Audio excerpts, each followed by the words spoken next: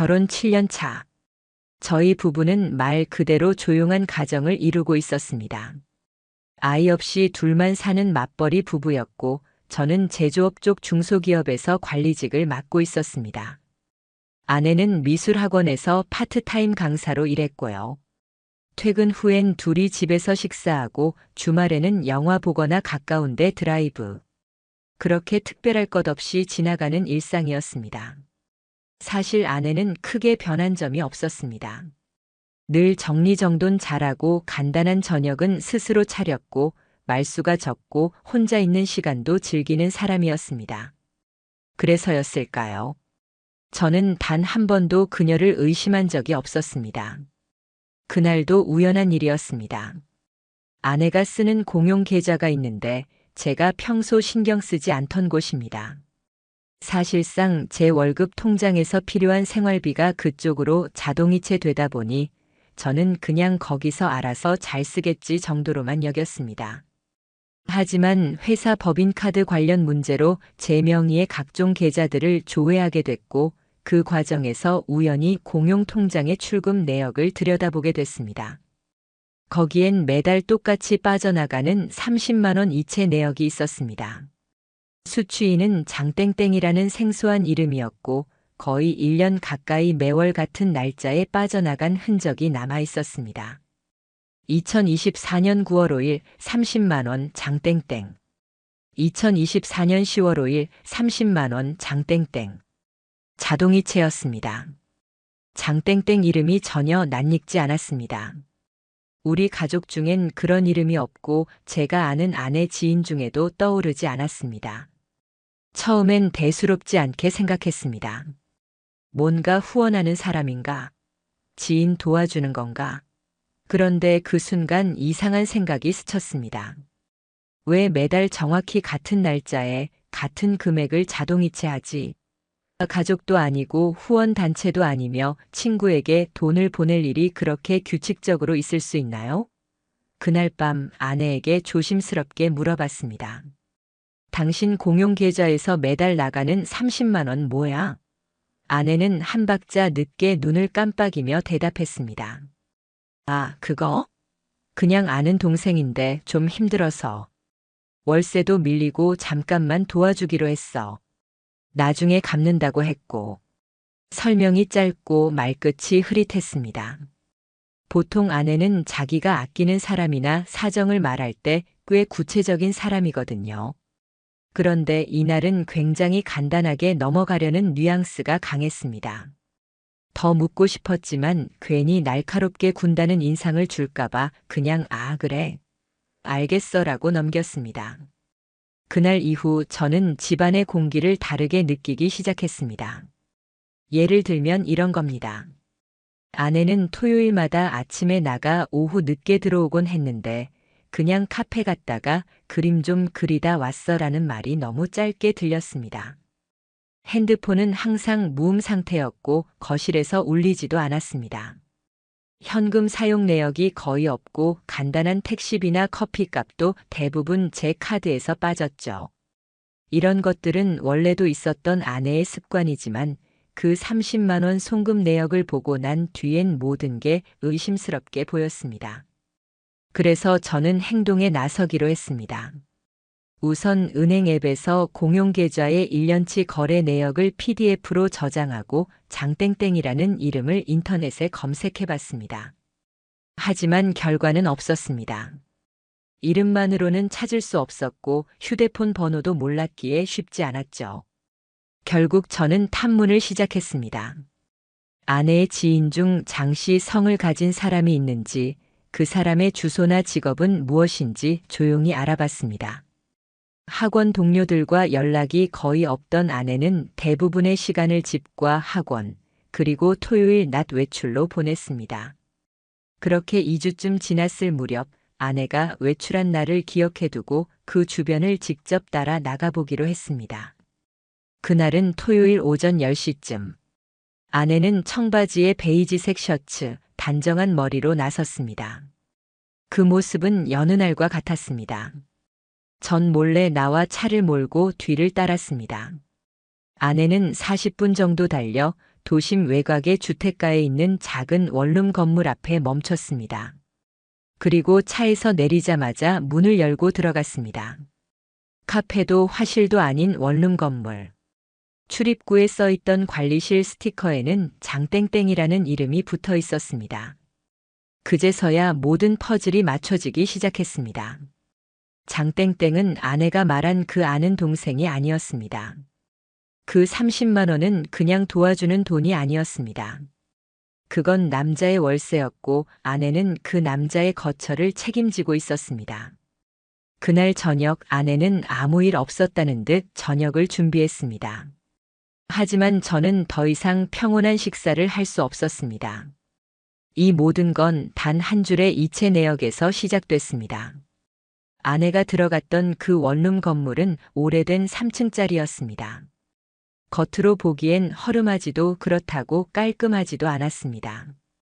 건물 입구에는 작은 우편함이 주르르 붙어 있었고 그중 하나에 붙어 있는 이름 스티커가 제 눈에 들어왔습니다. 장땡땡. 그 이름이 분명하게 적혀 있었습니다. 30만 원씩 매달 빠져나가던 그 사람. 아내가 힘든 동생이라고 말했던 그 존재가 그냥 돈만 받는 사이가 아니라는 걸 직감했습니다. 처음엔 혹시 내가 오해하는 건 아닌가 스스로를 다잡으려 했습니다. 하지만 속은 이미 불길로 타오르고 있었습니다. 모든 걸 확인하고 나서 움직이자고 결심했지만 제 손은 먼저 휴대폰을 향하고 있었습니다. 그날 밤 아내가 샤워를 하는 동안 조심스럽게 그녀의 휴대폰을 들여다봤습니다. 운 좋게도 잠금은 해제된 상태였습니다.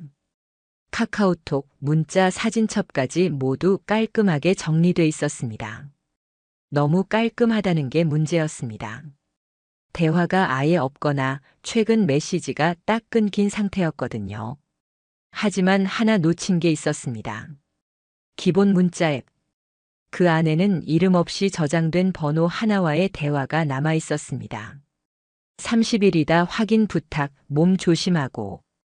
이번 달도 고마워. 언제 와? 기다리고 있어. 이 짧은 메시지들을 보는 순간 제 입술이 바짝 말라붙는 기분이었습니다. 단어 하나하나가 제게 말해주고 있었죠. 아내는 저 몰래 어떤 남자의 생활비를 책임지고 있었고 그 남자는 당당하게 그 사실을 당연시하고 있다는 것. 다음 주 토요일 저는 또다시 움직였습니다. 이번에는 더 철저하게 준비했습니다. 아내가 나가기 30분 전부터 저는 근처 편의점 앞에 차를 세워두고 기다렸습니다. 아내가 도착하자 곧장 원룸 건물 안으로 들어갔고 약 5분쯤 후 문이 열리고 어떤 남자가 모습을 드러냈습니다.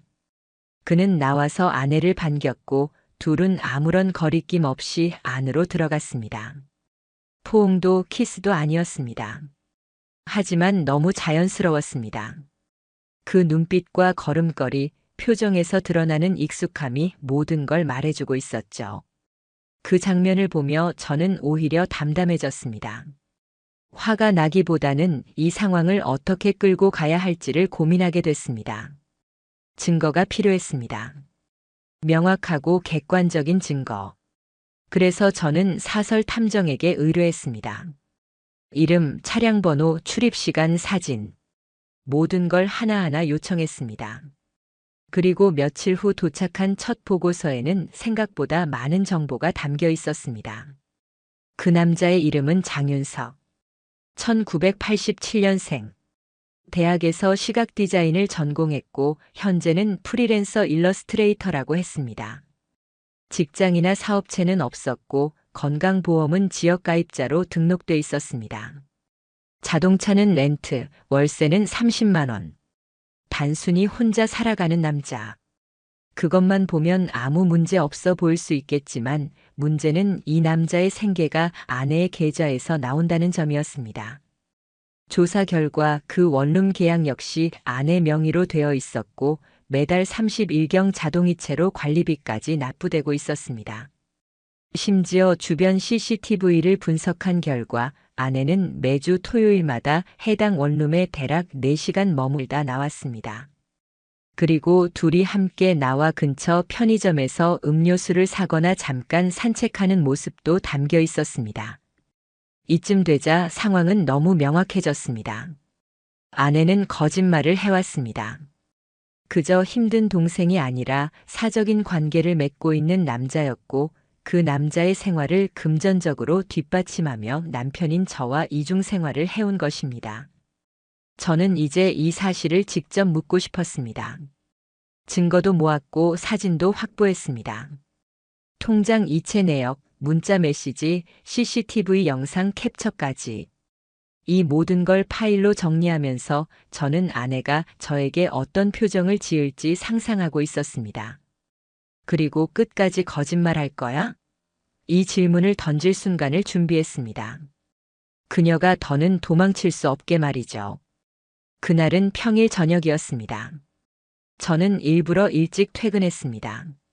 형식적인 웃음, 억지로 이어가는 대화, 그동안 감춰두고 있던 수많은 감정들이 더는 마음속에서 감당되지 않았습니다.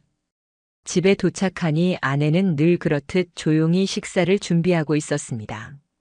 된장찌개 끓이는 소리, 밥솥이 김을 내뿜는 소리, 모든 게 너무 일상적이라 그 자체가 괴이했습니다. 오늘은 좀 일찍 왔네. 아내는 뒤도 안 돌아보고 말했습니다. 그 평범한 인사마저 낯설게 느껴졌습니다. 숨을 깊이 들이쉬고 저는 식탁에 앉아있던 노트북을 열었습니다. 그 안에는 제가 수집한 모든 자료가 있었습니다. 식사하기 전에 잠깐 이야기 좀 할 수 있을까? 제 말에 아내가 고개를 돌렸습니다. 응? 무슨 일 있어? 그녀는 그 순간에도 아주 자연스러웠습니다. 표정 하나 흐트러짐 없이 늘 그래왔다는 듯이. 저는 말없이 USB를 건넸습니다. 그리고 화면에 준비해둔 영상을 재생했습니다. CCTV 영상 속 원룸에서 나오는 아내의 모습, 그녀와 팔짱을 끼고 웃으며 걷는 남자의 모습이 선명하게 보였습니다. 아내는 처음